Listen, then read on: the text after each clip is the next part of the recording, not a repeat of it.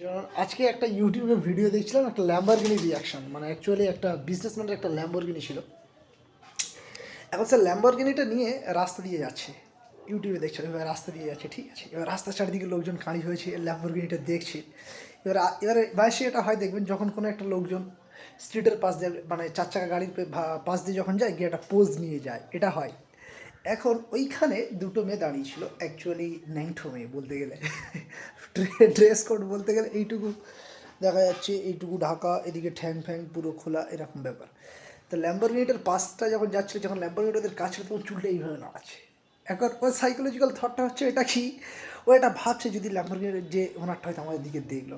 But বুলশিটটা এটা মনে, মানে এটা হয়, এটা কিন্তু হিউম্যান সাইকোলজি। এখন আপনার মনে হয় যে ল্যাম্বরগিনিটা ওন করেছে তারা অ্যাকচুয়ালি মেয়ে ডিস্ট্রাকশনের মধ্যে থাকে? Absolutely not. এই বিশ্বের সবচেয়ে থেকে বড় ডিস্ট্রাকশন একটা ছিল, সেটা হচ্ছে women's. Choose your wife sincerely.